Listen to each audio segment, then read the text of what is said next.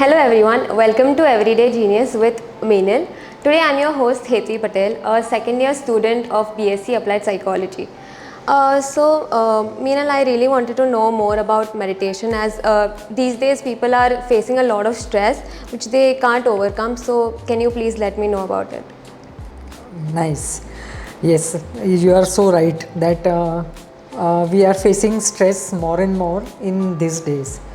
And so, meditation is one thing, a process which can help you come out of stress. But when we talk of meditation it's the stepping stone and it has so many other benefits.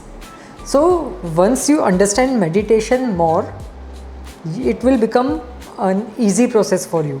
Many people find that meditation is not an easy process. They feel that we don't know, are we doing right meditation or not, we are not getting any result out of it, we are sitting in meditation for this many days for so long in a sacred space, in a stillness and with a music and environment created, but we don't find any outcome out of it.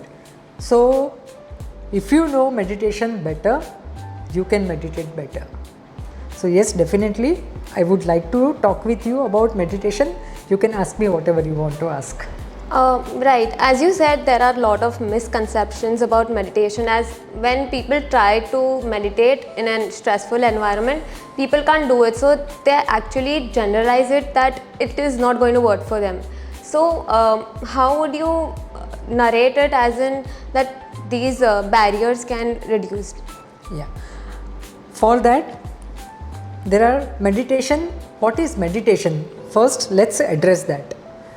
Once you know what is meditation, then it will become easy for you or anyone who is wanting to do meditation or already meditating to do it more swiftly, more effortlessly. Now what is meditation? Meditation is a process of coming to a single focal point. Anything and everything you do that brings you onto a single focal point is meditation. For example, if you look at any meditation process, they will begin by asking you to focus on your breath. Focus on your breath. Inhale, exhale, what is happening inside of you. Just keep observing your breath. Most of the meditation begin with the breath. What is this process? So this process is asking you to bring your focus on only one thing, and it helps you not letting your mind wander into the different directions. Now if we just look at our life, on every single moment we will see that we have our mind getting into so many things at one time. Like we are scattered. It's like scattered mind. It's here, it's here, it's here, it's here. Now if you want to optimize your mind, if you want to use your mind for more profound ways, you have to bring it to one focal point. So if your energy is scattered, how will your energy work profoundly? If only if it is in one direction, then only it will function optimally, right? Yeah. So meditation in the beginning is when you can focus on one point, when everything else is dissolved, when you can rest on one point, you are meditating. This is the one thing. Second thing is, it is, according to me, meditation is a gateway to our inner realm. Most of the time our focus is on outside things. He did this, she did this, it happens this way, it's right, it's not right, everything outside of us. Our mind is only focused on the outer world, it hardly journeys inside. Now when we begin to meditate, we begin to journey inside, because at that time our mind is resting, and when our mind is at rest, we get the chance to listen to our inner self. That's right. So if this is happening, you are meditating. And so it does not mean that you sit in a sacred space, you sit in stillness. Of course, that is one profound way. But even otherwise, if you train your mind to remain focused on one thing, if you train your mind to look inside rather than outside, you are meditating. That was very insightful. Right now, you just use the word inner realm. Most of us won't know what does it mean. So, would you please like to explain it in a much deeper way? Sure. So we have, as a self, we have layers. These layers are from the gross level to subtle level. The grossmost level is our identity, how world knows us. So when you introduced yourself, you said, I am Hitavi, I am a second year student, and this is this, right? Yeah. This is how you want yourself, that people should know you like this. Your identity, your image. Hitavi is this. This is your grossmost self. First layer, the outer layer. Your second layer is your physicality, your body. Okay. The third layer is your senses. Fourth layer is your mind and emotions. We are going from gross to subtle. Next layer is your intelligence. Then your spirit or energy or prana, or what we call it as life force. And the subtlemost, the who we are, is our soul. But we cannot reach till our soul, because we have so much of chaos inside of us. We have a clashes between our mind and emotions. Many a time we face that our emotions are telling us to do something, our mind is telling us to do something, right? So there is always a clash going on. Not always, but many a times there is a clash going on between us. And these clouds of chaos, it doesn't allow us to tap into who we are, our soul, our energy, our force. So meditation is the first step towards your journey inside of you. When you meditate, what will happen, that at the beginning level, your surface chaos or distractions or everything, it will come on surface. You will begin to notice that your mind is only thinking about what's happening not right with you. These are the clouds. But once you pass that clouds, once you break that chain, you enter the inner realm. And here, why? So it brings me to one next question which I want to address. Why should we tap into our inner realm? Because life begins and happen in our inner realm before it begins in the outer realm. That was very deep. So this is the reason, because here is our clarity, here is our control, here is our power. We are reservoir, and this meditation, it taps into that reservoir. Thank you so much for clearing that doubt of mine.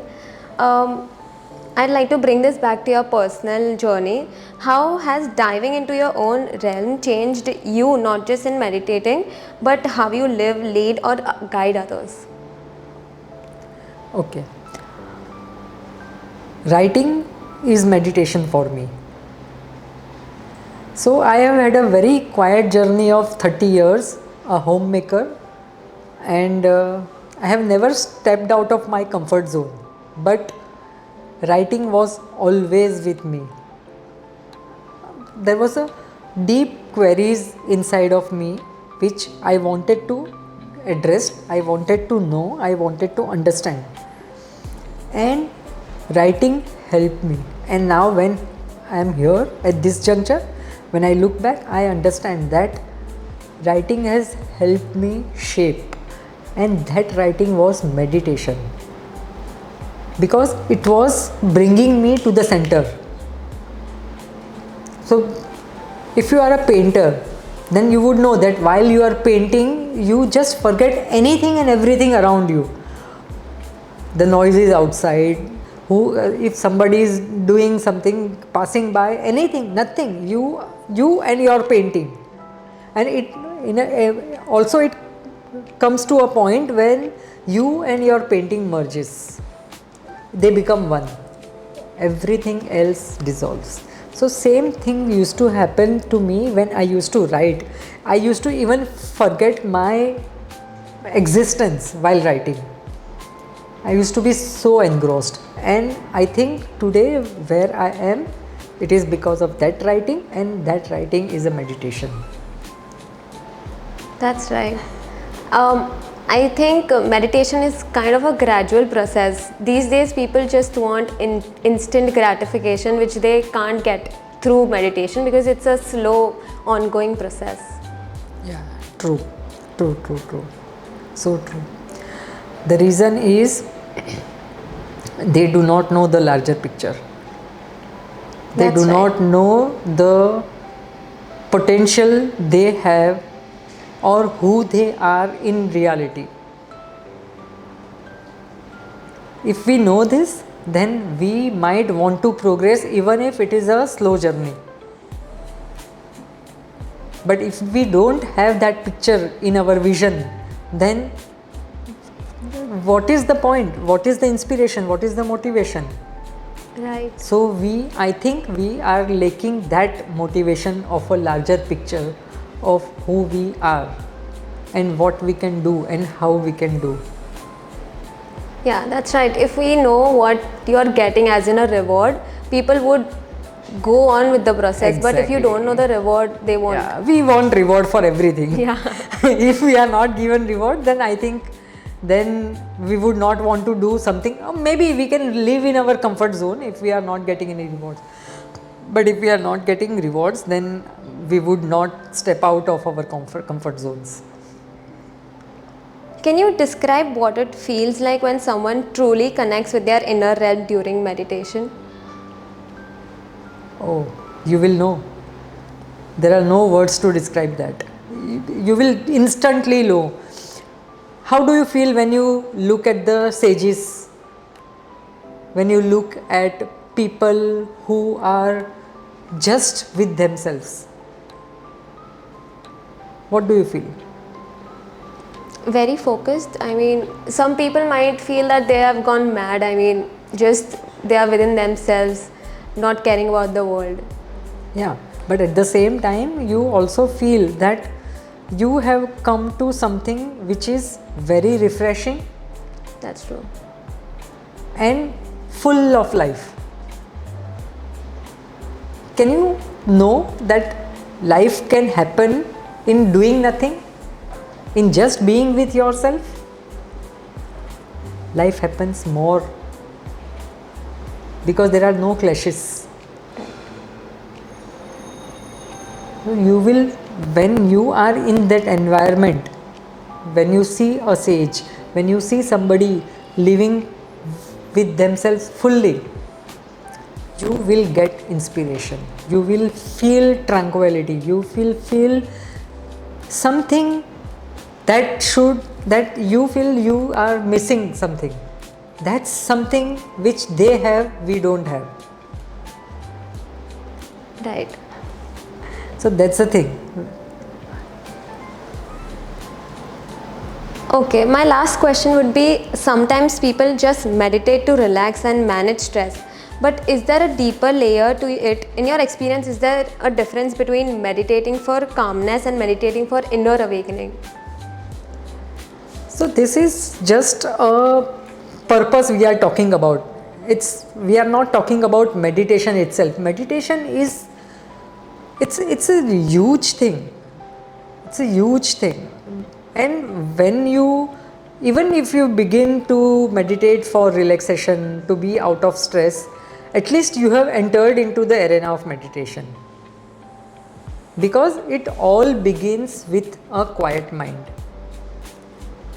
your potential unleashing or vastness or infinity or whatever you call, it only begins with your quiet mind. When your mind is relaxed, when your mind is focused, when your mind is ready to shoot at something, just one point, that is when you can enter into your infinity. But again, as what you asked, that meditation can be done for many things, and meditation can be done for no rewards. It should not be attached with any kind of purpose. When you can reach to that level, you understand that meditation can give you unbound abundance. But we are conditioned in a way that we have to put intention to something, we have to put purpose to something, and we always focus on, are we getting this result? Yeah. So that's okay. Even if we are doing with that, we are progressing. We at least we have one step forward. So that's a one thing. But as I said, it has the results which is unbound. Nature can open all her secrets to them who can meditate without purpose. It's to that level. But that's okay. Wherever we are, we can do and we can begin from there. That's quite impossible in this world, but yeah, people are still trying about it. I don't think anything is impossible, but Yeah. still, yeah, it looks tough. Yeah. It looks tough, but once you enter, it is not tough. It is only tough from the outside, not from inside. Okay, I'll take that. So don't just keep it in your knowledge, experience it. Even if you want to do it for 5 minutes or 10 minutes in a day when you wake up or when you go to bed or any time in the day, but bring it to your practice. Enter this process, and then you will know that what meditation is. For sure, I'm going to meditate every day. And your experience of journaling for 30 years is quite inspiring for all of us. So thank you so much for your knowledge and experience that you have shared with us. And the ebook that you have just launched, that is very helpful for a lot of us, and I'm definitely going to use it for my meditation process. And thank you so much for this wonderful experience. I am taking a lot from you to my home, and I'm definitely going to intake in myself.